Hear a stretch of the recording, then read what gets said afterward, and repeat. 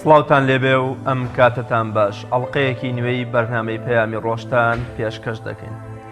بینەرانی عزیز، سڵاوی خوای پەروەردگارتان لێبێت. سەوەری یەکەمی بەرنامەی پەیامی ڕۆژی ئەمڕۆمە قسەکردنە لەسەر بەرپرسیارەتی زانایان و بانخوازان لە کۆمەڵگەدا، بە تایبەتی کە ئەمڕۆکە دۆخێکی نالەبار لە ڕووی کۆمەڵایەتیەوە، لە ڕووی قەیرانی دارایی و لە ڕووی ئاڵۆزی سیاسیەوە لە بەردەم خەڵکیدایە. بۆیە پێویستە بزانین کە بەرپرسیارەتی زانایان و بانخوازان لەمڕۆوە چۆنە. تەوەری دووەمی بەرنامەکەشمان میوانداری هونەرمەندێکی ڕۆژهەڵاتمان کردووە. قسە لەسەرەوە دەکەین کە ڕۆژهەڵاتیەکان عادەتەن دەنگیان خۆشترە، بە تایبەتی ئەگەر هونەرمەندێکیش میوانمان دەبێت بە گۆرانی و هونەرەکانی بەرنامەی پەیامی ڕۆژمان بۆ دەڕازێنێتەوە. کامە دوو تەوەری سەرەکی بەرنامەی پەیامی ڕۆژی ئەمڕۆمانە لەگەڵ چەند راپۆرت و زانیاریە کە خزمەتتان دەکەین. بڕگەی یەکەمی بەرنامەکەمان وەکەمیشە پێشبینی کەشوهەوای شار و شارۆچەکانی کوردستانە، با بزانین ئەمڕۆ کەشوهەوا چۆنە لە شارەکانمان.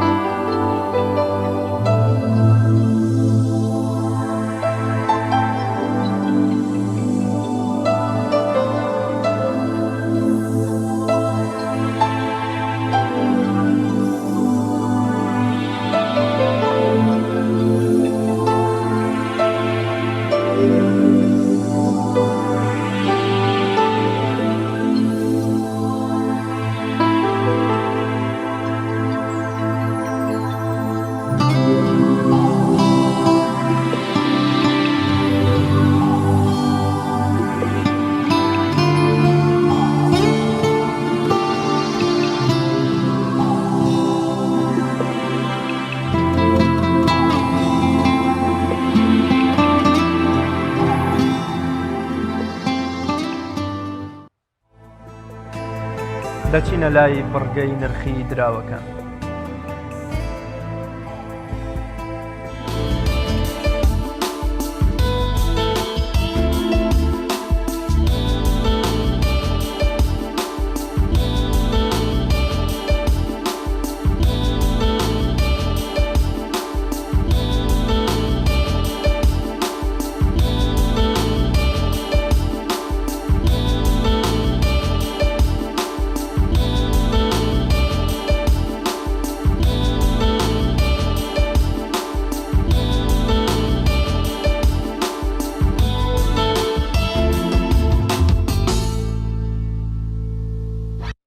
یادەوەری ئەو مێژوو ڕووداوە گرنگانەی کە لە ڕابردوودا ڕوویان داوە بە بیرتان دەخێنەوە. با پێکەوە بینەری بڕگەی یادەوەری بین.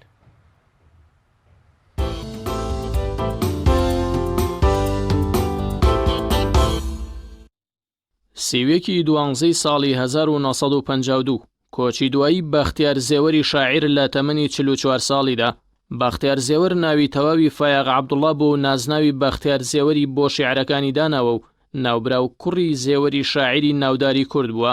ساڵی 1970 لە سلێمانی لەدایک بووە. لە تەمەنی 7 ساڵیەوە دەستی کردو بە شیعر نووسین. شیعرەکانی زیاتر لە بواری نیشتیمان پەروەری و خۆشەویستیدا بوون. بەختیار زێوەر بێجگە لە شیعر چەند چیرۆکێکی درێژیشی نووسیون و چەندان بابەتی بیرمەندانی عەرەبیشی بۆ گۆفاری گەلاوێژ وەرگێڕاون.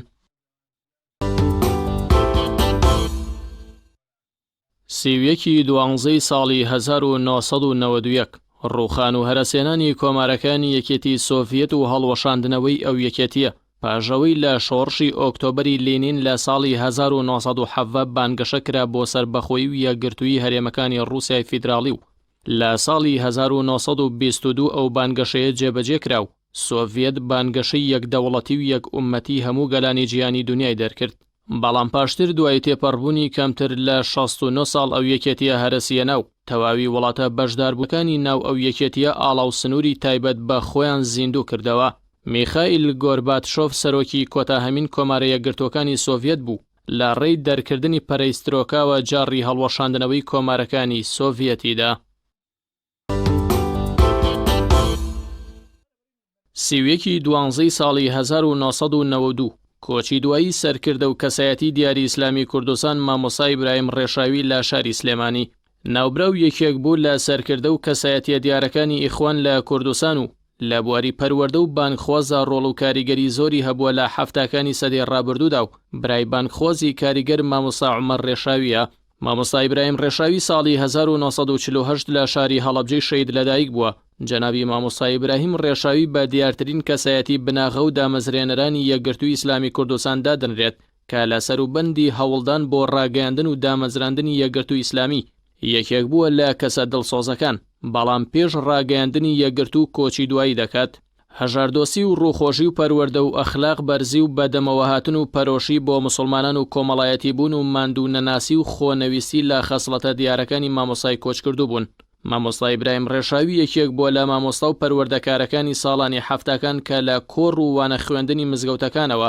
توانیوێتی سەدان قوتابی کورد ئاشنا بکات بە قورئان و پەروەردەی ئیسلامی و بەها باڵەکانی کۆمەڵگا. هەروەها ویستوێتی کورد لە چنگ و ستەمی ڕژێمی بەعەز ڕزگار بکات و مسلمانان هەمیشە لە جیهاد و خەباتدا بندژی ئەو ڕژێمە داپڵۆسێنەرە.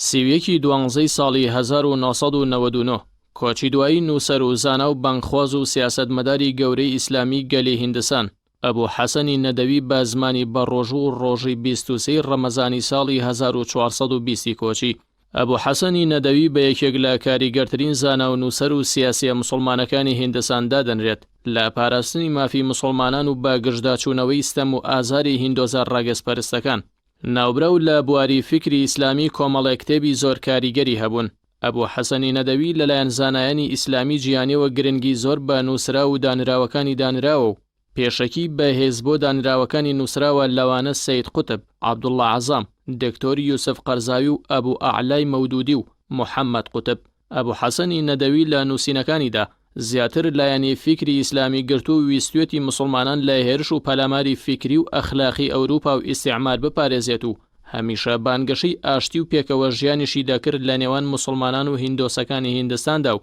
ئاماژەی بەوە دەکرد تۆخکردنەوەی ناکۆکی نێوان مسلمانان و هیندۆسەکان ویست و بەرژەوەندی ئەوروپا و ئەمریکایە بۆ بردننی سەروەت و سامانیان. سەرگوزشتەی پێغەمبەران بۆ منداڵان، ژیاننامەی پێغەمبەر و بە داڕوخانی مسلمانان جیهان چ زیانێکی بەرکەوت، بیرمەند و بانکخواز لە ئیسلامدا و قادیانی و قادیانیەکان کێن لە کتێبە بەناوبانگ و بە پێزەکانی شێخ ئەبوو حەسەنی نەدەوین.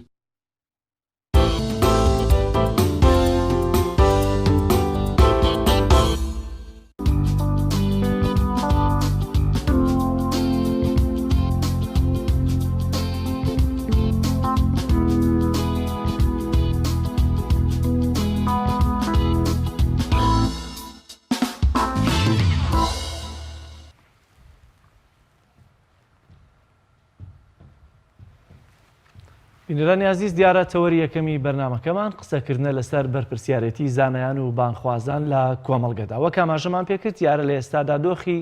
هەم لە دیوێکەوە کۆمەڵایەتی و زۆربوونی تاوانە کۆمەڵایەتیەکان و لە دیوێکی دیکەیە قەیرانی دارایی کە کاریگەریەکی تەواوی لەسەر ژیان و کۆمەلگادا هەیە و بە دیوێکی تراڵۆزی سیاسی کە ئێستا ڕووی لە ناوچەکە کردووە بەگشتی کۆمەلگاکان ئێستا لە دۆخێکی سەقامگیر و جێگیردانین. بۆیە پێویستە بزانین ئایا بەرپرسیارەتی زانایان و بانخوازان لەم دۆخەدا چۆنە و چییە. بۆ قسەکردن لەسەرم تەوەرە میوانێکی تایبەتمان دەبێت لە سۆرانەوە کەویش بەڕێز مامۆستا مەروان گەڵاڵی بانخواز لە سۆرانەوە لەگەڵمانایە. مامۆستا گیان سڵاوی خوا لێبێت. ئەگەر لێەوە دەست پێ بکەین ئایا زانایان و بانخوازان لەم دۆخەڵۆزەی ئێستەی کۆمەلگاکاندا بەگشتی و بە تایبەتی هەرێمی کوردستان بەرپرسیارەتیان چییە، هەم لە ڕووی کۆمەڵایەتی و کەمکردنەوەی تاوانە کۆمەڵایەتیەکان و هەم لە ڕووی ئەو قەیرانە دارایی کە ڕوبەڕووی خەڵک بووەتەوە دیوێکی تراڵۆزی سیاسی کە لە ناوچەکەدا هەیە.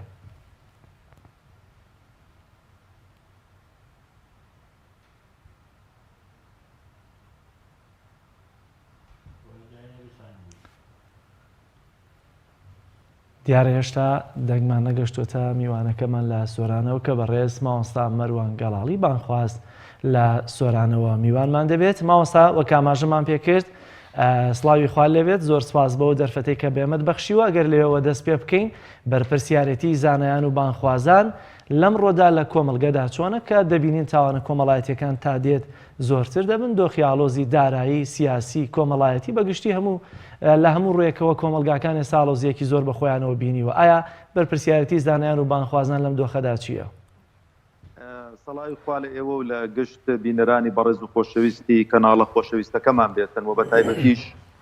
دەستخۆشی لە ئێوەی بەڕێز دەکەم بۆ ئەو بەرنامە باش و چاک و پڕ ئامانجە. زۆر سپاس. خی پەروەردگار پاداشتانداتەوە. وەڵا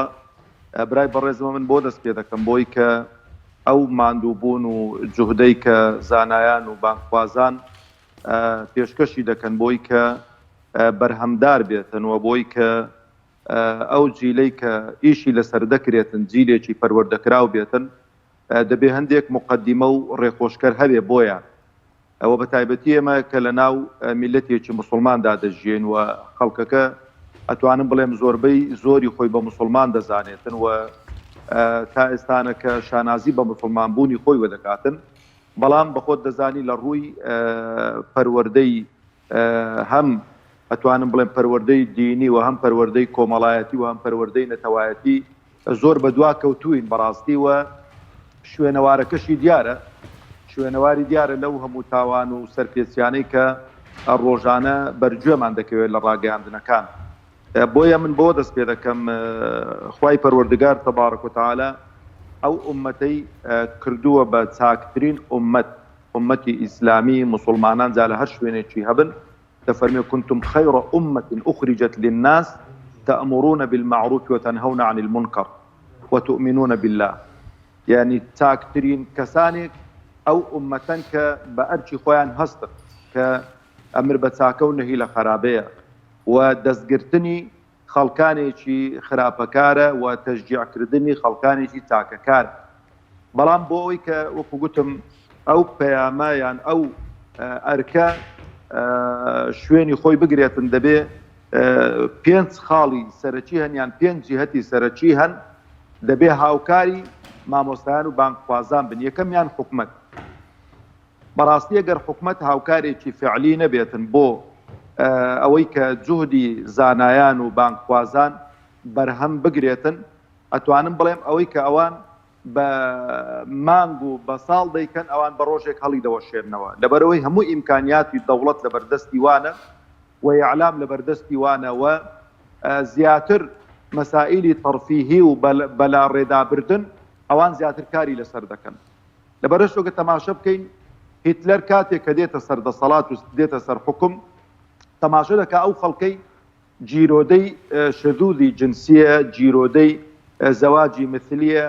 و جیرۆدەی ڕیبایە. یەکەم بڕیارێ و قەرارێک کە یەکەم قانونێکە دەردەکا ئەو شوێنانە قەپات دەکاتن. خۆ موسڵمانیش نەبووە بەڵام دەزانێت کە کۆمەڵگەکەی و میلەتەکەی و قەومەکەی ئەبەم شێوە سەرقاڵی ئەو گوناه و تاوانانە بن ناتوانێت ئیستیفادەیان لێ بکات و ناتوانن ئەو جیلە ئەو دەوڵەتە بنیاد بنێن و ئیستیفادە بە جیلی دوای خۆیان بگەێنن. لەبەرەوەی من لێرانە پەیامێکم بۆ دەسەڵاتدارانی هەرێمی کوردستان ئایا ئەو واقعە ناخوێننەوە ئەو واقعە نابێنن، ئایا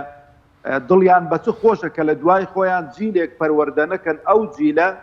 بتوانێتن بارقورسی ئەو میلەتە بخاتە سەرشانی خۆی و بتوانێتن کە بەرپرسیارەتی هەڵبگرێتن و بتوانێتن ڕۆژێک لە ڕۆژان ئەگەر ئەو وڵاتی ئێمە ئەو میلەتەی ئێمە پێویستی بەوە بوو دیفاعی لێ بکرێتن. ئەوە خاڵی یەکەم. خاڵی دووەم ئیعلام بە تایبەتی چەند کەناڵێکی ئەتوانم بڵێم بە پەنجان لە پەنجەی یەک دەست پێ ناپەڕ ئەوانەی تری تەماشەکە زیاتر خەریکی ڕووخاندنن و هیچ سانسۆرێکیان لەسەر نییە و توانیویانە عادەت و تەقالیدی ئەو میلەتە بگۆڕن. ئەمە باسی ئیلتیزامی دینی هەرمەکە، باسی ئەو نەتەوایەتی بکە، باسی ئیلتیزاماتی نەتەوایەتی بکە کە هەموو خەڵکەوە دەڵێمە کوردین و شانازی بە کوردایەتیەوە دەکەین، بەڵام وەرە بە دووربینێکی ورد تەماشە کە بزانە داخوا ئەو هەموو مسلسلە دۆبلاشکراوانە و ئەو هەموو فلیمە کە پەخش دەکرێن و ئەو هەموو حەڵقە و بەرنامانەی کە پێشکەش دەکرێن بزانە داخۆ چی هێشتۆتەوە کە لە پووری کوردەواری خۆمان و ئەخلاق و ڕەوشی با و باپیرانمان مابێتەوە لە ناو کۆمەڵ. زۆر باشە مامۆستا، دابەشبوونی مامۆستای ئاینی بەسەر حیزبەکانیان و بەسەر حیزبەکاندا لە هەرێمی کوردستان و بیرکردنەوە و ئاراستەکردن یا جۆرە لە جۆرەکان لە دیدگا و ڕوانگەی حیزبەوە سەیریکردنی کێشە و بەرپرسیارەتەکان لە کۆمەڵگەدا وەکوەوەی کە کاربەدەستێکی باڵا یەکێ لە حیزبە دەسەڵاتدارەکانی کوردستان دەڵێت لە 5,000 مەلای کوردستان زۆرینەیان ئەندامی حیزبەکەی ئێمن. مەبەستمەوەیە دابەشبوونی مامۆستای ئاینی و مەلا و زاناکانمان بەسەر حیزبەکاندا لە هەرێمی کوردستان تا چەند وای کردووە کە لە ئەرک و بەرپرسیارەتی خۆیان دوور بکەونەوە و نەتوانن بە ئەرک و بەرپرسیارەتی ڕاستەقینەی خۆیان هەڵسن. مامۆستای بەڕێزم ئەوە خاڵێک کە دەهاتمە سەری و بەسپا پاداشت داتەوە کە پرسیارەکەشت کرد. بەڕاستی دابەشبوونی مامۆستایانی ئاینی بەسەر ئەو لایەنە عەلمانیانەدا و بەسەر ئەحزابدا جاچە بە تایبەتیش چونکە هیچ مبەڕیرێک بۆ مامۆستای ئاینی نییە کە ئەندام بێ لە حیزبێکی عەلمانیدا. بۆ چونکە خوای پەروەردگار تەبارەک و تەعالە تاکە بەرنامە و تاکە منهەجێک کە پێی ڕازی بێ و قبولی بێ ئیسلام بۆ خۆی دەفەرمێ وەڕەضیت لەکم الئیسلام دینە ومن یەبتەغی غەیڕ الئیسلام دینا فلن یقبل منه. یعنی ناکرێ مامۆستا قەناعەت بە ئێمە نایەنێتن بڵێ کاکە ئەوە بەرنامە نییە ئەوە منهەج نییە. لەبەرەوەش تەماشا دەکەی کە ئەو ئەحزابی عەلمانی منهەج و بەرنامەیان 100% جیاوازە لەگەڵ منهەج و بەرنامەی خوا لەگەڵ منهەج و بەرنامەی پێغەمبەری خوا عەلەیهی سەڵات وسەلام. یعنی پاروەنانێک ئەوە ناهێنێ ئینسان عەقیدە و بیر و باوەڕی خۆی بۆ بفرۆشێتن. پاروەنانێک ئەوە ناهێنێ ئینسان ڕێبازی خوا بگۆڕێتەوە بە ڕێبازێکی دەستکرد. طبعاً هەر ئەوەی لێشین دەبێتەوە بەڵێ خاڵێکی سەرەکیە ئەو مامۆستایانەی کە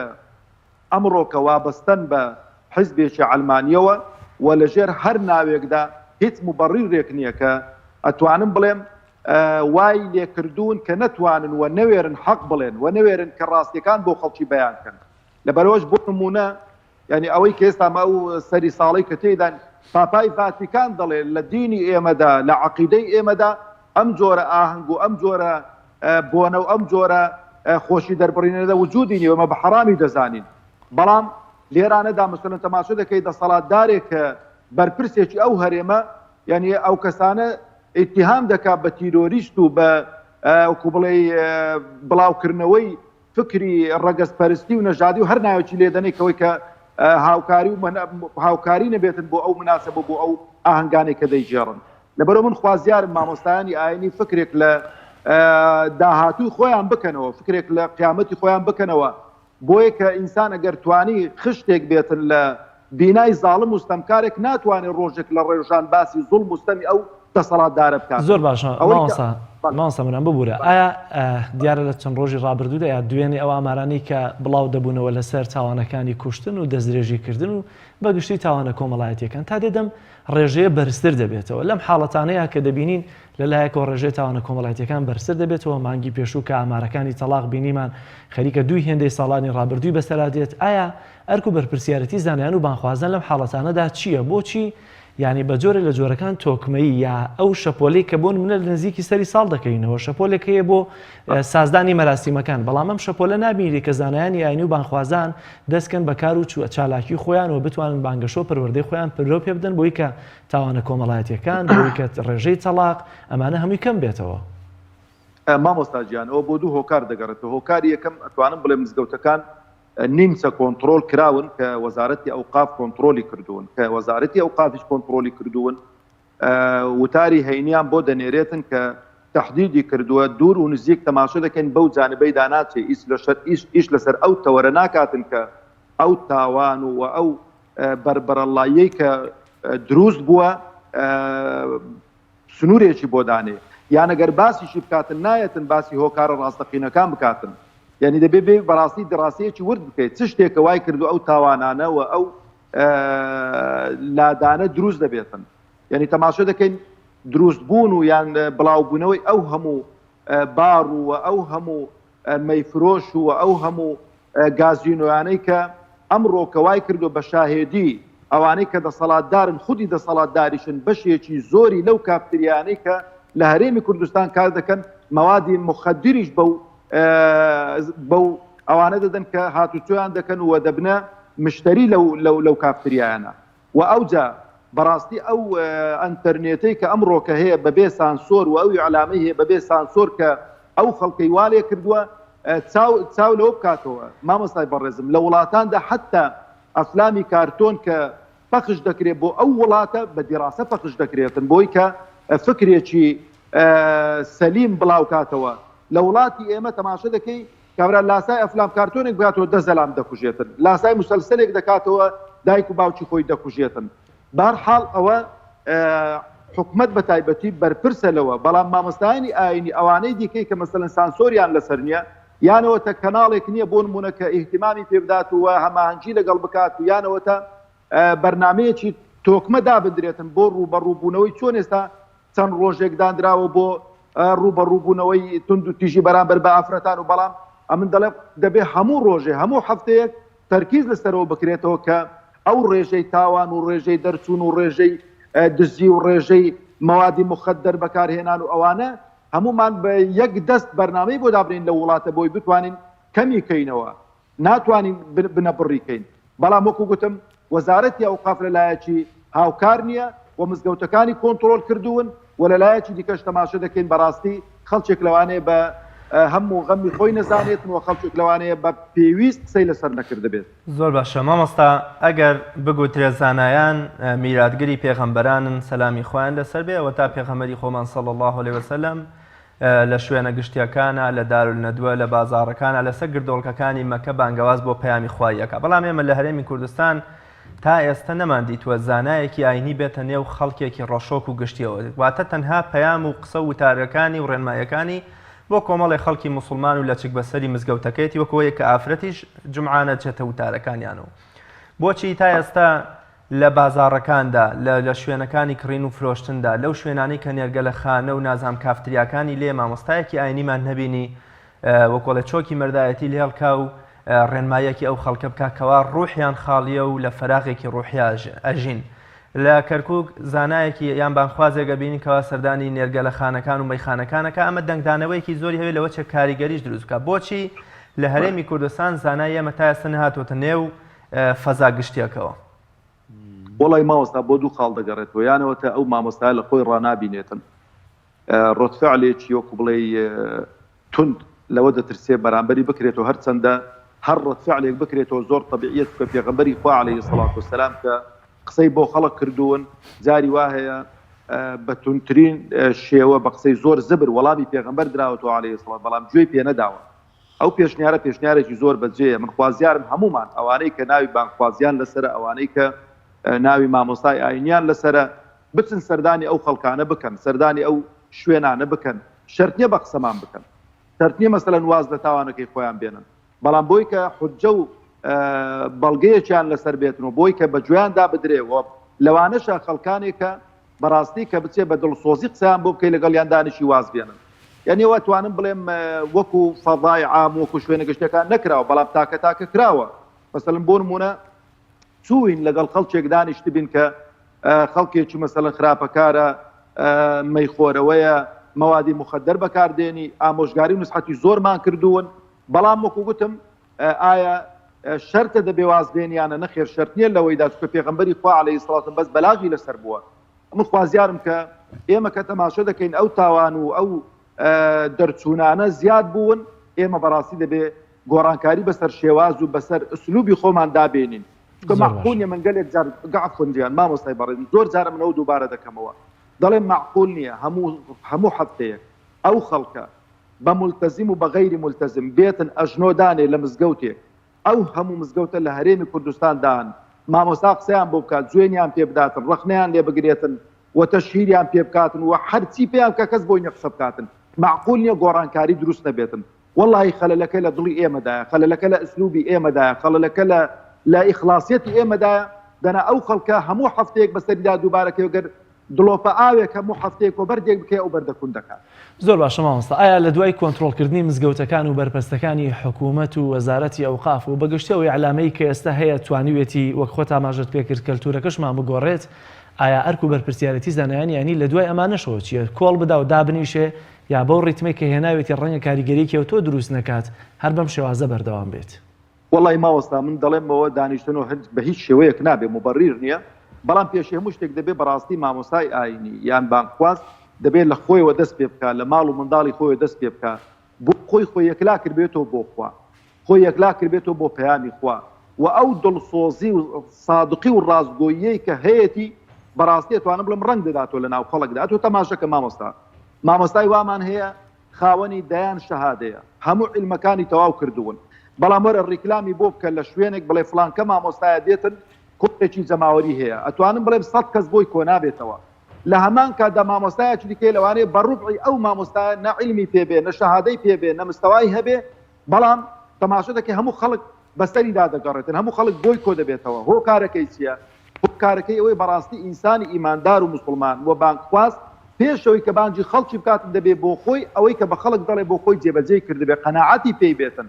وە قسەکانمان ئەگەر بەس لە دەبمانەوە بێتە دەر لە گوێچکەی خەڵکەکەش لەو گوێچکە بە لە گوێچکەی دیکەدا دەچێتە دەر بەڵام ئەگەر لە دڵمانەوە بێتن دەچێتە ناو دڵی خەڵکی لەبەرەوەش تەماشا دەکەین هەر کاتێک بانکخوازێک مامۆستایەک لایەنی ئیلتیزام و لایەنی تەقوا و دینداری زۆر باش بوو بێ توانیوێتی کاریگەریەکی باش دروستکە لەسەر کۆمەلگە و مجتەماعدا خەڵکێکی زۆری پەروەردە کردووە و خەڵکێکی زۆر واستە بەو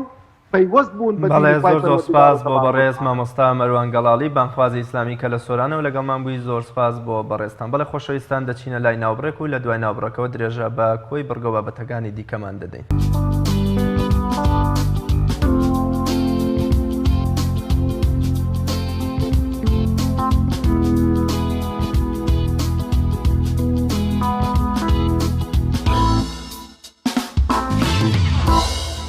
بەڵێ خۆشەویستان دەچینە لای بڕگەی لە سۆشیال میدیاوە کۆتایی ساڵە و مامۆستا کامەران عەلی کۆتا پۆستی 2019 خۆی کردووە بابزانین چی نووسیوە کۆتایی ساڵە و ئیدی زۆر کەس پۆستی کۆتایی ساڵی بۆ گرنگە و زۆر جار شتێک دەنووسن جیاواز لە نووسینەکانی دیکەیان بێت زۆر جاریش باز لە وەفا و بیرەوەریەکان دەکەن مامۆستا کامەران عەلی کە بە مامۆستا کامەرانی سەرای ئازادی ناسراوە بابەتێکی نووسیوە لەسەر سکرتێری پێشووی پەرلەمان و لە فەیسبوکەکەی خۆی پۆستی کردووە کە بەم شێوەیە دەست پێ دەکات پیاوێک لە لووتکەی جوامێری و ویقاردا پیاوێک کە هەمووان قەرزاری جوامێری و نەفسبەرزی و ڕاستگۆیی و شەهامەت و هەڵوێستی شێرانەی ئەون پیاوێک بەڕاستی سەنگی دابوو بە پێگەکەی خۆی و بە تەواوی ئەمینداری و پیشەییەوە حرەکەتی دەکرد و دوای ماڵئاوایشی شکۆی خۆی و ئەو پێگەیەی پاراست و ئامادە نەبوو بەلەوە کەمتر لە پەرلەماندا بمێنێتەوە تەنها پیاوێکە کە بە ئاواتەوەم جارێکی تر بێت و پێویستی بە دەنگ و پشتیوانی من ببێت و بە گیان و ڕۆح پێشکەشی بکەم پیاوێک کە دەبولانی کەم هەندێک لە زانایانی ئاینی و ڕۆشنبیران و ڕاگەیاندنەکان بە تایبەتی کەناڵی ئاسمانی پەیام زۆر بە چڕی وردی بەرنامەی تایبەتی لەسەر بکردایە و هەڵوێستەکانی وەک خۆی زۆر بەرز بنرخێنرایە بۆ ئەوەی چاوی لێ بکرایە و نمونەی تری لێ بەرهەم بهاتایە تەنها پیاوێکە هێندەی بەرزایەکانی قەندیل جوامێری و حرەکەتی پیشەیی و جوان و پاکی هەیە بەڵام بە حرفێک و لە هیچ شوێنێکیشدا تا ئێستا باسی خۆی نەکردووە پیاوێک کە ڕەوانشاد نەوشیروان مستەفا لە حەقی داوتی کە ئێمە هەموو قەرزاری هەڵوێست و جوامێری ئەو پیاوین ئەویش جەنابی زۆر بەڕێز شێخ فەخرەدین قادر سکرتێری پێشووی پەرلەمانی کوردستان لە فەیسبوک لە درێژەدان بە بابەتەکانی هونەری دایکایەتی و باوکایەتی توێژەری کۆمەڵایەتی هێمن عەبدولقادر ئەمەی نووسیوە لە کاتی تەقینەوەی باڵەخانەیەکدا بیناکە لە پێشدا ڕوخێ و تەپوتۆزی لێ بەرزە بێتەوە و پاشان گوێت لە دەنگی تەقینەوەکە دەبێت ئەمە بابەتێکی تەواو فیزیاییە فیشک لە پێشدا لە تفەنگ دەردەچێت دوای چەند چرکەیەک گوێت لە دەنگی دەبێت منداڵ لە 5 ساڵیدا لێ دراوە جنێوی پێدراوە هاوار کراوە بەسەریا لە قوتابخانە ترسێنراوە لەسەر ڕژانی پەرداخێک ئاو هەرچی قسەی سارد و سووکە پێوتراوە تعلیق و تانە و توانجی پێوتراوە خەوی لێکەوتووە وەکو کالیار یاویانە بەشانە یان بەگریانەوە هەڵیان ساندووە هەرچی ڤیددیۆی تند و تیژ و قسەی بێمانایە بینیوێتی و بیستویەتی شاهدی شەڕی نێوان دایک و باوک و دراوسێ و خێزانەکەیەتی دەستکاری دنیاکەی کراوە بیرکردنەوەی پڕکراوە لە خورافات منداڵێک لە 5 ساڵی تا 10 ساڵی هەرچی پایی پەروەردەی و دەرونی ئەم منداڵە هەیە هەر هەمووی دەستی پێدانراوە و ڕخێنراوە و تەقینراوەتەوە تەبعاً لە 20 ساڵی و لە 18 ساڵیە گوێت لە ڕوخان و کەوتن و هاوارەکانیە بێت تەبعاً لە 25 ساڵی و 30 ساڵی ڕەفتارە سیر و سەمەرەکانیە بیستی و تووشی شۆکە بیت دایک و باوکەکان هەمیشە هاواریانە لە مامەڵەی خراپی منداڵەکانیان لە تەمەنی هەرزەکاری و سەروتر ئەوان پێیان وایە هەموو شتێکیان لە خوێندن و پارە و پێداویستی بۆ منداڵەکانیان دابین کردووە بەڵام بێئاگان لەوەی کە فیشەکەکە دەمێکە دەرچووە وەلێ ئێستا گوێیان لە دەنگی دەبێت. نقطە سەری دێر دایکایەتی و باوکایەتی هونەرە بەشی چوارەمیەتی کە بڵاوی کردوێتەوە. دوای زیاتر لە 40 ساڵ پەرستارەکەی خۆی دۆزیەوە. لە ساڵی 1970 ئاماندا ئەو کچەی کە تەمەنی تەنها 3 مانگە بەهۆی سوتاوی جەستەیەوە دەبرێتە نەخۆشخانەیەکی نیویۆرکی پایتەختی ئەمریکا و لەلایەن پەرستارێکەوە چاودێری وردی دەکرێت تا چارەسەری تەواوی وەردەگرێت. لە ڕۆژانی وەرگرتنی چارەسەر ئاماندا لەو کاتەی کە لە باوەشی پەرستارەکەیدایە و هەموو گیانی بەلەفاف پێچراوەتەوە وێنەیەکی یادگاری تۆمار دەکات و لە ئەرشیفی نەخۆشخانەکەدا هەڵدەگیرێت. بەڵام دوای 40 ساڵ کاتێک ئاماندا وێنەکەی خۆی دەبینێتەوە زۆر پێداگری دەکات لەوەی ئەو پەرستارە بدۆزێتەوە کە دڵسۆزانە چاودێری ئەوی کردووە. دوای 40 ساڵ ئاماندا وێنەکەی لە تۆڕە کۆمەڵایەتەکان بڵا دەکاتەوە و لەسەری دەنووسێت ئەمە وێنەی منە لەگەڵ پەرستارەکەمدا کە ئەو چاودێری منی کردووە کە لە تەمەنی 3 مانگیدا جەستەم سوتاوە یارمەتیم بدەن لە دۆزینەوەی ئەو پەرستارەدا. بەهۆی بڵاوکردنەوەی وێنەکە لەلایەن هاوڕێکانیەوە ئاماندا توانی دوای 40 ساڵ پەرستارەکەی بدۆزێتەوە لە هەمان نەخۆشخانەدا و چاویشیان بەیەک بکەوێتەوە. دەرکەوت پەرستارەکە ناوی سۆزان بارکرە و ئەو کاتیش تەمەنی 20 ساڵ بۆ ئێستا تەمەنی هەڵکشاوە بۆ 60 ساڵ. دوجار سۆزان باکرە و ئاماندا بەیەک گەیشتنەوە و لە تەنیشت وێنە کۆنەکەیان وێنەیەکی نوێیان تۆمار کردەوە. بینەرانی عزیز دیارە لە ئێستادا ئەوەی کە مەترسی لەسرە بڵاوبوونەوەی نەخۆشیی ئەنفلۆنزای بەرازە. کام نەخۆشیە ماوەیەکە لە بەشێک لە شارەکانی ئێران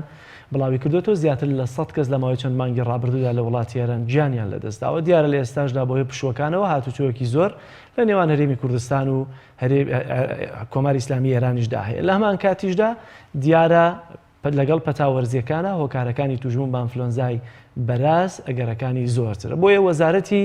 تەندروستی حکوومەتی هەرێمی کوردستان هەندێک ڕێنمایی تایبەتی بڵاو کردوێتەوە بۆ ناسین و ڕێنمایی تایبەت بۆ هاوڵاتیان بۆ خۆپارێزی لە ئەنفلۆنزای بەراز کە ئەمە ڕێنماییەکانن. ڕێنمایەکانی وەزارەتی تەندروستی بۆ هاوڵاتیانی هەرێمی کوردستان بۆ خۆپاراستن لە توژبوون بە نەخۆشی ئەنفلۆنزای وەرزی H1N1. چۆن دەزانی تووشی نەخۆشی ئەنفلۆنزا بوویت؟ ئەگەر تووشی تا هاتی یان هەندێک جار لەرزیشی لەگەڵدا بوو هەستت بە بێهێزی و ماندووبوون و ژانەسەر و ئازاری ماسوولکەکانی جەستت کرد یان کۆکە و پەسیوت هەبوو ئەوانە نیشانەی ئەنفلۆنزان. ڤایرۆسی ئەنفلۆنزا چۆن بڵاو دەبێتەوە؟ با پریشکی کۆکین و پژمین و گفتوگۆ بڵاو دەبێتەوە. هەروە لە ژوورێکی داخرا و بۆ پریشک و گردانەی کۆکین و پژمین کە لە ناو هەوادا هەن بڵاو دەبێتەوە. یان بەکارێنانی کەلوپەلی تایبەتی کەسێکی نەخۆش وەک پەرداخ و کەوچک و کەرەستەی یاریکردن خۆپاراستن لە ڤایرۆسی ئەنفلۆنزا. یەکەم دوور بکەوێتەوە لەو شوێنە ئاپۆڕ و قەرەباڵغیەی ئەگەر ناچار بی بچیتە ئەو شوێنانە ئەوە باشترە دەمامکی پزیشکی بەکار بهێنیت. ئەگەر کەسێک نەخۆشی ئەنفلۆنزای هەبێت باشتر وایە و کەسە تا دەتوانێت لە ماڵەوە بمێنێتەوە و پشوو بدات. ئەگەر بۆ چارەسەر نەبێت نەچێتە دەرەوە. ئەگەر هاتو چووە دەرەوە ئەوە پێویستە دەمولوتی بە جوانیدا بپۆشێت یان دەمامکی پزیشکی بەکار بێنێت بۆی هاوڕێکانیشی توش نەکات. دەبێت نەخۆشی ئەنفلۆنزا لە کاتی پژمین و کۆکین دەمولوتی بەدەستە سڕدا بپۆشێت، دەستی با و سابون بشوات یان جێڵی ئەلکحول بۆ خاوێنکردنەوەی دەستی بەکار بێنێت. هەندانی خەڵک بۆ دەست شوشتن با بەردەوامی و بەکارێنانی ئاو سابون یا بەکارێنانی جێڵی ئەلکحول بۆ خاوێنکردنەوە پێشتان خواردن و خواردنەوە دوای چوونە سەر ئاو یان لە کاتی گەڕانەوە بۆ ماڵ. ئەگەر دەستت لە هەر ڕوویەکدا نابێت دەستت لە لووت و دەم و چاوت بدەیت تا بکرێت خۆتان دوور بگرن لە ڕاموسان و ماچکردنی یەکتر. دوورکەوتنەوە لە جگەرە کێشان بەرگریت بەرامبەر نەخۆشی ئەنفلۆنزا زیاد دەکات. بایەخ بە هەوا گۆڕکێ بدە لە ژوورەکەت و جارجارە پەنجەرەی ژوورەکەت بکەرەوە. ئەگەر منداڵەکەت تووشی پەسیوی ئەنفلۆنزا هات سەردانی ماڵان مەکە چونکە نەخۆشیەکە سەختتر دەبێت و مەترسیدارە. کەلوپەلی تایبەتی بە خۆت بەکاربێنە وەکو جلو و پەرداخ و کەوچک لە کاتی نەخۆشکەوتن هەڵ بدە پتر شلەمەنی گەرمتر بخۆیتەوە. بۆ خۆپاراستن لە نەخۆشی سەرما ئەنفلۆنزا پێویستە خواردن و خواردنەوەی هاوسەنگ بخۆیت کە پڕ بێت لە ڤیتامینەکانی وەکو سەوزە و میوە. وەزارەتی تەندروستی حکوومەتی هەرێمی کوردستان. بەڵێ خۆشەویستان، تەوەری دووەمی بەرنامەکەمان میوانداری هونەرمەندێکی خۆشەویستی ڕۆژهەڵاتی کوردستانە کە ئەمڕۆ بە تەوەرێکی هونەری بەرنامەکەمان بۆ دەڕازێنێتەوە و بەشێ لە بەرهەم و دەنگخۆشیەکانی خۆی دەنێرێتە نێو دڵ و دەروون و گوێی ئێوە یاسیز و خۆشەویستەوە. ئەویش زۆر بەڕێز کاوە چەلەبی هونەرمەندی ڕۆژهەڵاتی کوردستانە کاکاوە زۆر بەخێربەی سپاس بۆ ئامادەبوونت خۆشحاڵین کە لە ڕۆژهەڵاتی کوردستان و ئەمڕۆ میوانداری هونەرمەندێکی خۆشەویستی ئەو پارچەی کوردستانمان کردووە. بینی خوددام ڕێز و سڵام هەیە بۆ ئێوە وسافی بەرنامەکە و تاوای بینەرە ئازەکانیەوە لە هەر شوێی سەرزەوی منیش کاوە سەڵەبیم هەڵە جوورێک کە جەنابەت ئاماژەت پێکرد لە کاری موسیقای سونەتی و بەرحاڵ ستایش و مناجاتدام ئەوڕۆ تاوزیە کە دەزانتامدا بێ پێشکەشتانی دەکەم ئینشەڵڵا بینەرانی ئەوش بەدڵان لێمان ڕازی بن. زۆر سپاس کاکەوەگەر بکرێت زیاتر خۆت بناسیێنی لەکوێ دانیشی چەند کار دەست بە هونەر کردووە چەند بەرهەمت هەیە هیچ شارێکەتی خۆتە یاخۆت هەموو شارەکانەتی شاعرانی دیکەن کە دەیان لەیتەوە. وەڵاو پرسیارەی جەنابەت کە فەرمووت من ئەڵبەتە شاعر نیم شێری خۆم نییە هەرچی دەیخوێنمی شاعرانی کۆنی بەرحاڵ ئێرانی و چە یەودی و بێ وەک مامۆستا وەفایی مامۆستا بێسلا ناڵی مامۆستا مەحی شێری شاعرانی بەرزی کورد ئەرزکەمە خزمەتە من ماوەی دەتوانم بڵم 20 ساڵە لە کاری موسیقادام لە بەشی گۆرانی و ستایش و مناجات لە شاری مەهاباد لە دەنگ و ڕەنجیوێش بەرهەمشتم زەب کردووە زیاتر لە 30 کارم لەوێ هەیە کار هەیە ئاینی و ستایشی و مناجات ئەرز بە خزمەتتان بەخۆشم هەر ئەندازیارم لە شارداری کار دەکەم شارداری مەهاباد ئیشی دەتوانم بڵم دووەمە ئەم کارە هەروەکو بە خۆتان دەزانن موسیقا لەو دیوەگەت کاری سونەتی و ئاینی و ستایش بێ ناتوانانی خۆت بەڕێوە بەریش هەروەوەی کە زۆر سونەتی بێ دەبێت حاڵەتێکی دووەمی هەیە بۆ من شغڵی دووەم. زۆر باش ئەگەر بە بەرهەمێک دەست پێ بکەین چیمان پێشکەش دەکەی و ئەوەی کە ئالەتانەی کە بەکاریان دێنیت لە ناو گۆرانیەکانتە تەنها ئەمەیە وایە هەر خۆشت ئەمە دەژەنیت؟ وەڵاو حاڵەتێکی کۆمەچیە من زۆر تێدا وارد نیم ئاماژە بۆ بکەم بەڵام لە ناو کاری زەبت و گۆرانەکانماندا سێتارمان هەیە کەمانچەمان هەیە هەتا ڤیۆڵۆن دەف نێی سەنتور ئەوتار زۆرتر من کۆمەچێکی ئاوازە کۆمەکم دەکات بۆ حیس بۆ ئێحساسێکی جوان ئەلبەتە من دەبێت لە بینەرانتان مازەڵت خای بکەم بەیانەیە کەمێک دەنگ بەرحاڵ باش نە ئەگەر دەنگ کەم و کوڕشی ومان بەخشن فەرموو بەرهەمی یەکەمت لەسەر چی ئەگەر ناونیشانەکەت پێمان بڵێ؟ بەرهەمی ئەوەڵ لەمەت هەی خۆشەویستدا باشە حەزرەتی ڕەسوول صلی الله علیه وسلم.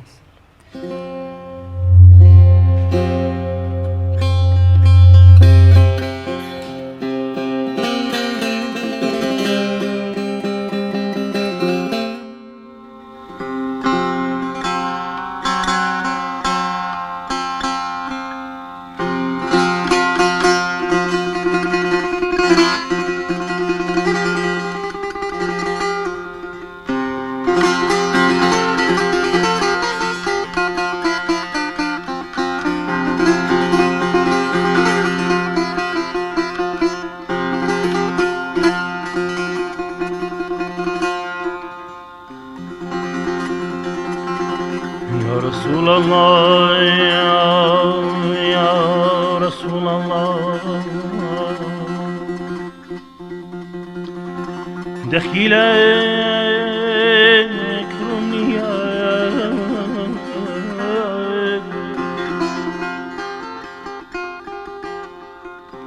يا رسول الله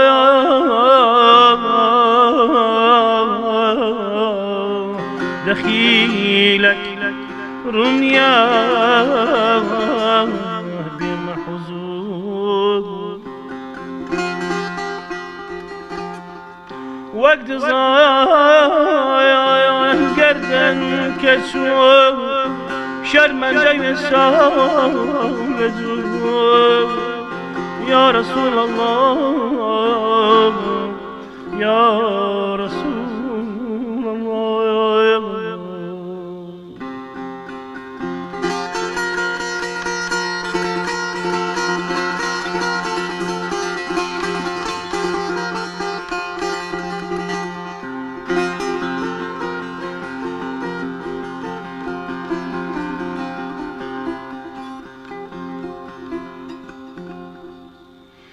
گرچی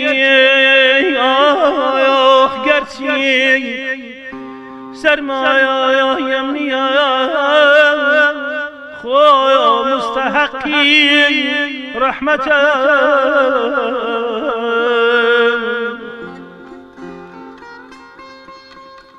رنگی زرد روی رش رنگی زرد روی رش موی سپید فرمشی سو مستحقی رحمت ای دستی ای دستی من بگره اهل نارو بمخام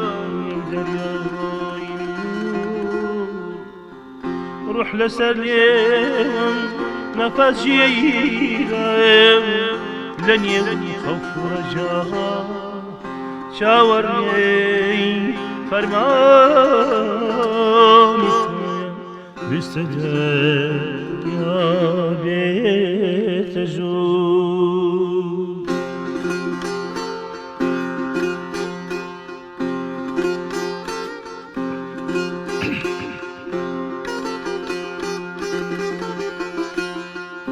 ايدن ورا شاربا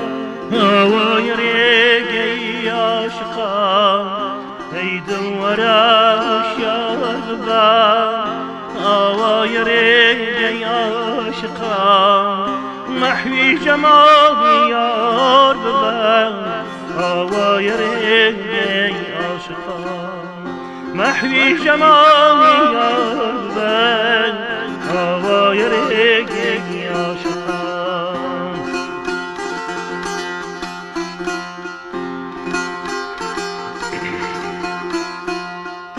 لملا وجينا لملا وخير جمني لملا وجينا لملا وخير جمني هاقل عالم بردي هوايري عشقا هاقل عالم بردي هوايري عشقا دەنگت خۆش بێ ئینشاءالله درود بۆ ڕۆحی وەفایش ئینشاءالله بەڵێ بەڵێ شەری خوالی خۆش بوو عارفی گەورە مامۆستا عەبدوڕەحیم سابڵاغی مەشهور بە مامۆستا وەفایی کە بەڕاستی یەکێک لە جوانترین قەسیدەکە کوردیەکان لەو ستایشی پێغەمبەری خوادا صلی الله علیه وسلم هەری وەفای ڕەحمەتی خوای لێ بێ ئەلبەتە و ئەی دڵوەرە هوشیار بە بە چەند نۆ خوێندراوە هەر بۆ خۆشم لە دەنگۆڕەنجی مەهاباد لەسەر بەستەیشتەکە خوێندومە ئاوازەکەی هی کێ بوو کاکا خۆم بوو خۆت ئاوازت بۆ داناوە خۆم بوو شتێک پێ بڵم شاید تعجب بکەن کارەکانی عێرفان ئایینی ستایشی من قەت خەردە پێشدا ئامادە خۆم ئامادە ناکەم پرۆڤە ناکەم دێ ئەو شتێکی بێسلا ئاین و ستایشە دەمەت هەی خودا و بەرحاڵ دەمەت هەی ڕەسوڵ الله ژیاندا بۆ خۆی دێ ئەوە بە قەولی فارس فیلبەدا هەبوو عیرفانی کوردی تا چەند ئەوەندە دەوڵەمەندەکەوە مەجای کشانی هەبێکەوە هونەرمەندانی ئێمە دەستڕەنگینانی ئێمە شاعیرانی ئێمە بتوانن بەرهەمی زۆری تیا تاقی بکەنەوە وڵای وەکو جەنابەت ئاماژەت پێکرد من زۆر کەمتر لە سولەیمانیە دانیشتن و بەرحاڵ ئاوا هاتوون بەسەردان زۆر کەم زۆر ئاگام لەو دیوە نییە ولی بەڵام لەو دی و ئێمە بناغا بێسلا بە قەولی مهندس دەڵە فێندانسیۆن یعنی پایە و بناغەی موسیقای عێرفان لە خانەقا دەست پێ دەکات من هەر لە منداڵێ لە کۆڵان و کوچەی خۆمان خانەقا بوو لە تفلی منداڵیمەوە زۆر مەلاقە پێ ودەچم لەو بۆنە ئاینیانەی مەسەلەن مانگی مەولودی پیرۆز بەشداریم دەکرد زۆر شت لەوێ فێر بووم دەتوانم بڵێم زۆر شاعیری گەورەی لێ هاتوۆتە دەرێ زۆر دەنگخۆش لە لای ما ئەلان زۆر کەسانەکەن کە مەسەن شاید پێتان بڵم شتێکی زۆر سەیر سەمەر بێ وەلی شاعیرمانێ دە حەدی ناتوان بم لە حەدی وەفایی وەلی ئەو ڕێچکەیان شکاندۆ بەو شتە گەیشتون شاهد إلهامي فكرة بمنظم ولي برحال أو شعراني يقدون نفر هلا ما بات كاك زفر رشادات يا غير محبي ما بادي براسي شركة زول سطحي السر ده عرفان زۆر باشە کاکەوە بۆی کە ئەو دەرفەتی کە لە خزمەت چاین زیاتر گوێبیستی بەرهەمەکانت بین چکە دیارە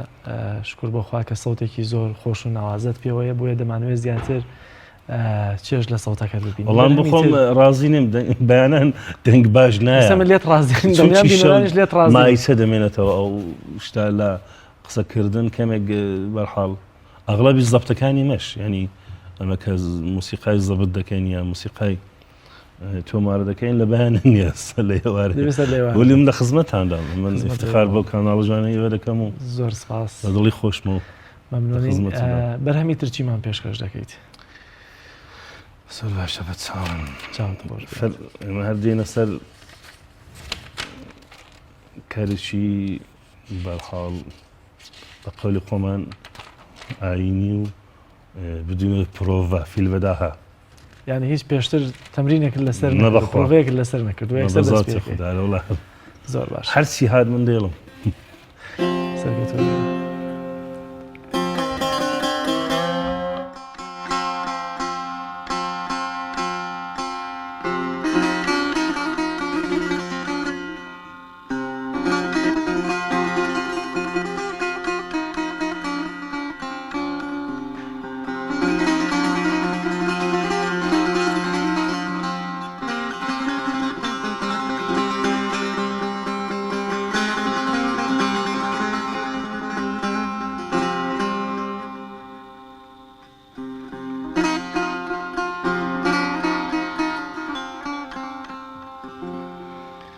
الأمان سرتا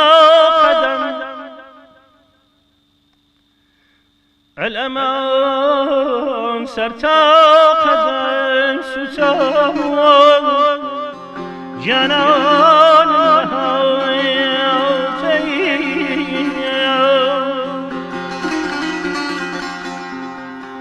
شاول السرمي خاشر بوم شاول السرمي خاشر بوم راحتي جنمنا إلهي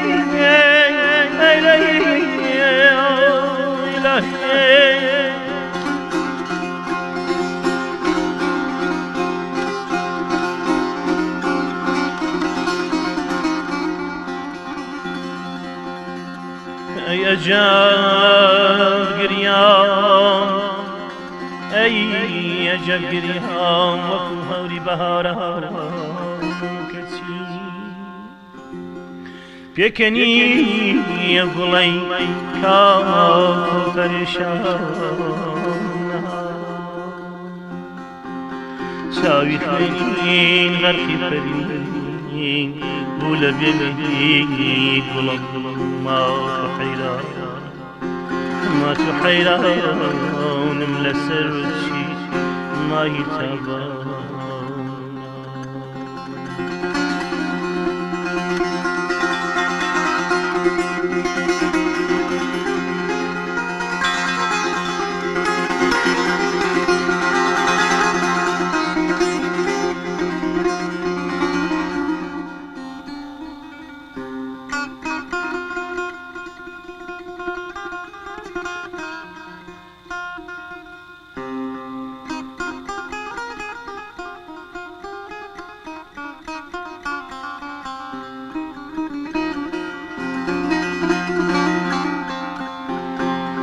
وقفوا يتاوب كي بقلينا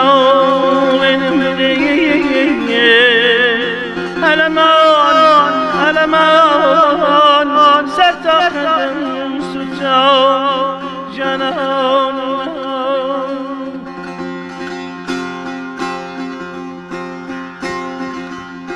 ألمان ستخدم سجاو جنان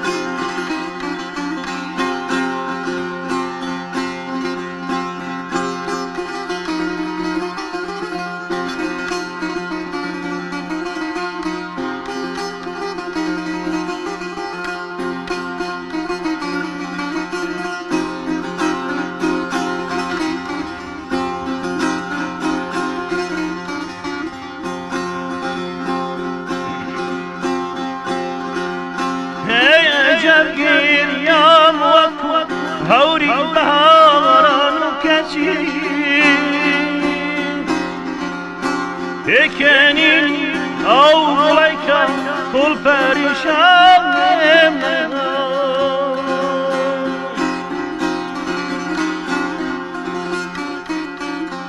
چاوی خنین غرقی پروین بول مهری گوله چاوی خنین غرقی پروین بول مهری گوله ما تو حیرانم لسرچی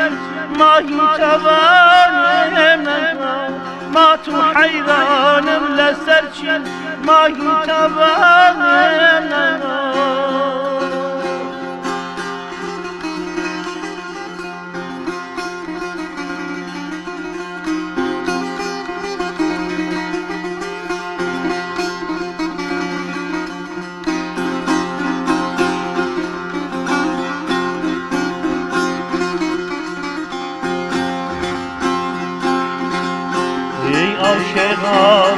عاشقان پیمان پرخون کن ای عاشقان پیمان پرخون کن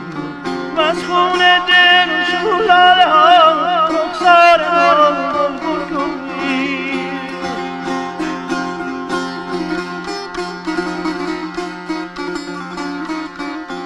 آمد یکی آتش سوار بیرون جهید از این حساب تا بردم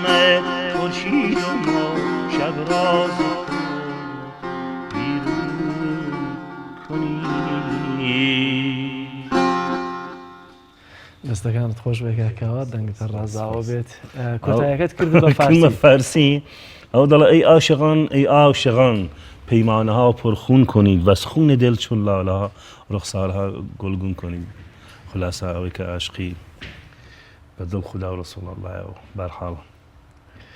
شێرشی زۆر عارفانەیە وا بزانمی مەولانایە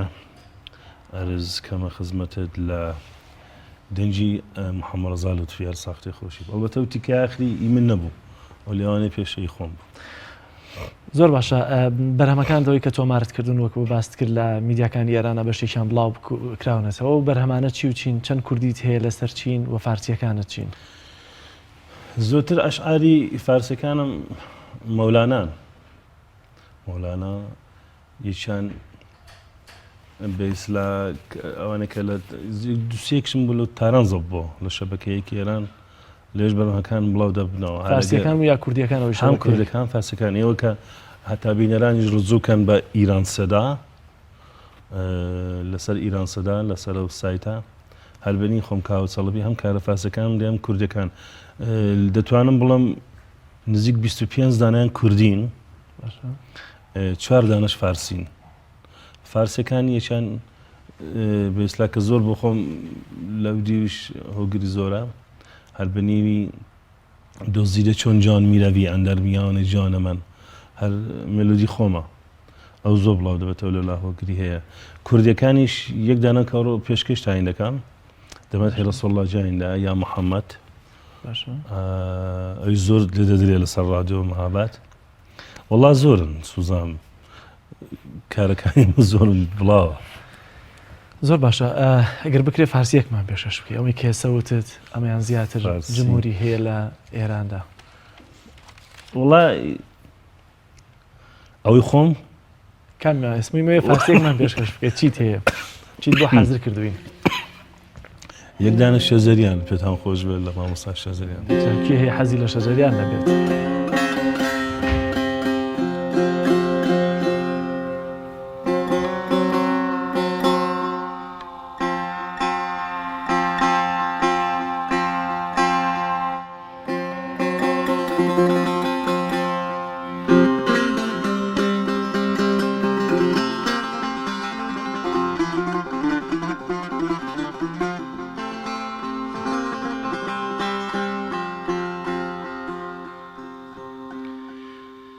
به شب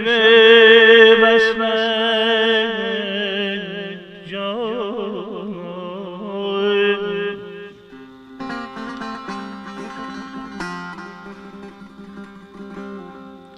به شب وصل جان دیوانه شده به شمع روی جان پروانه شده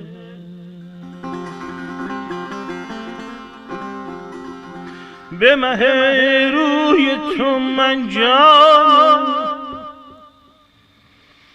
به مه روی تو من جان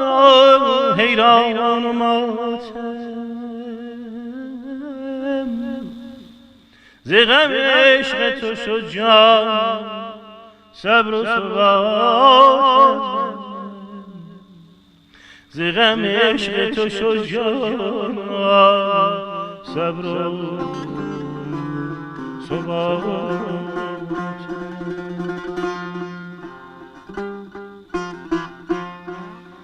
به شمع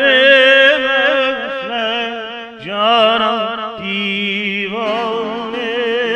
شدم به شمع روی جانم پروانه شدم جانم پروانه شدم به مهر تو من جانا حیران و ماتم ز غم عشق تو شد جانا صبر و ثباتم به حال من نگر دل بر زار و نزارم جانا زار و نزارم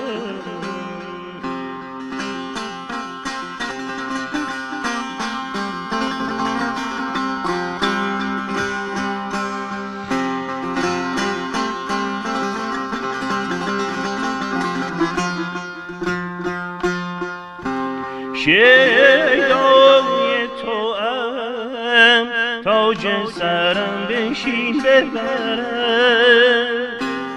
رسوای تو ام چشم ترم بنشین ببرم عاشقم کردی جانم دلم را بردی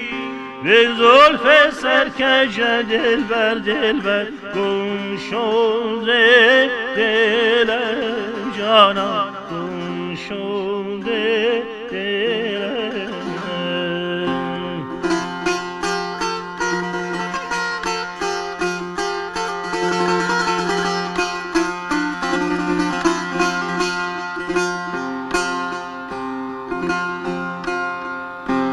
شیدای تو ام تاج سرم بنشین ببرم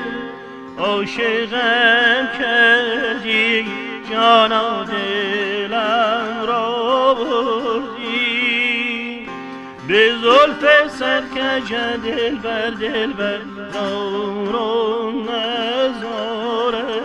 جانا زار و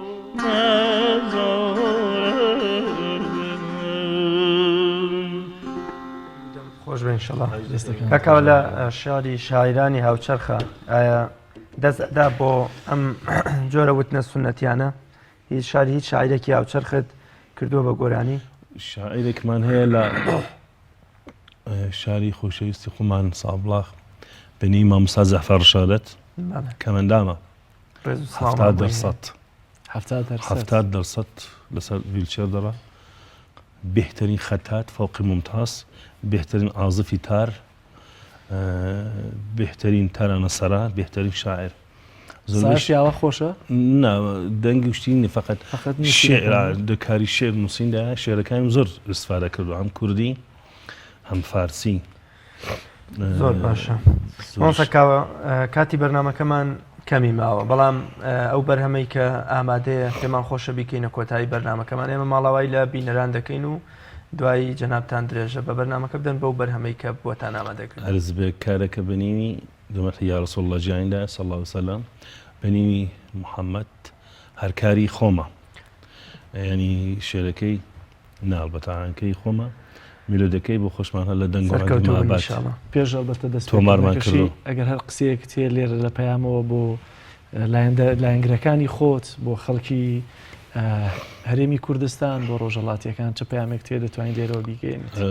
لە هەر چوار پارچەی کوردستان هەر کوردێکە چاوی ماز دەکەم هیوام ئارەزووی سەربڵندی و دوور لە نەخۆشی دوور لە مشکل ئیشەڵڵا هەموو کاتیان پڕ لە شادی بێ و بەرحاڵ عیبادەتی خودایش فرامۆژ نەکەن هەمیشان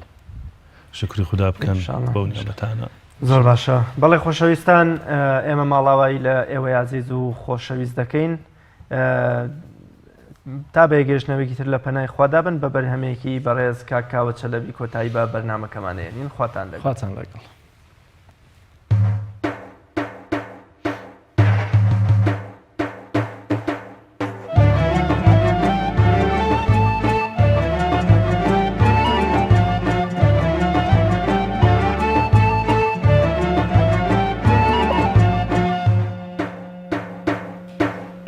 يا محمد يا محمد يا محمد يا محمد يا محمد يا محمد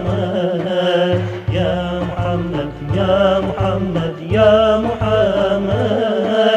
يا محمد يا محمد يا محمد يا محمد يا رسول الله دخيل الروم يا بما حزور وقت زنگردن كتو شرمان دبستاون بدور يا رسول الله دخيل الروم يا بما حزور وقت زنگردن كتو شرمان دبستاون بدور كتو سرمايام يا خو مستحقي رحمتك عنجز للوقوي رشموي سدي في المسك سور كرسي سرمايام يا خو مستحقي رحمتك عنجز للوقوي رشموي سدي في المسك سور يا محمد يا محمد يا محمد يا محمد يا محمد يا محمد يا محمد يا محمد يا محمد يا محمد يا محمد يا محمد يا محمد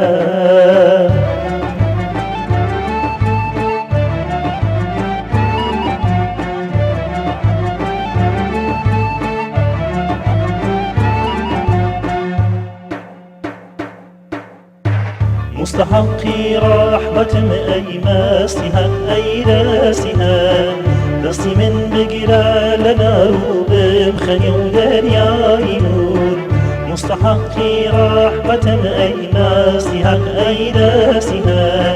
دستي من بقرا لنا روبم خني ودرياي نور روح لسر الوام نفسيرة لني الخوف ورجاء شاوري فرماني تويا بستدر يا برجول روح لسر الوام نفسيرة لني الخوف ورجاء شاوري فرماني تويا بستدر يا برجول يا محمد يا محمد يا محمد يا محمد يا محمد يا محمد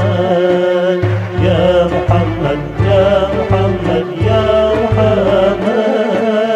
يا محمد يا محمد يا محمد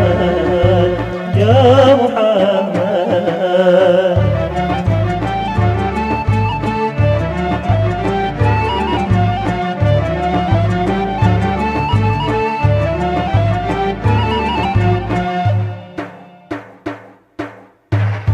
تخصو خاشاشی به درگاهی تون رو دست بدا چم لگلزاری بهشت و لذتی حور و قصور تخصو خاشاشی به درگاهی تون رو دست بدا چم لگلزاری بهشت و لذتی حور و قصور ای شهنشاهی سریری عرش روحانی غلام سلسلة عالم فراز شانشين بابور أي شهنشاهي سيدي عرش روحاني غرام سلسلة عالم فراز شانشين بابور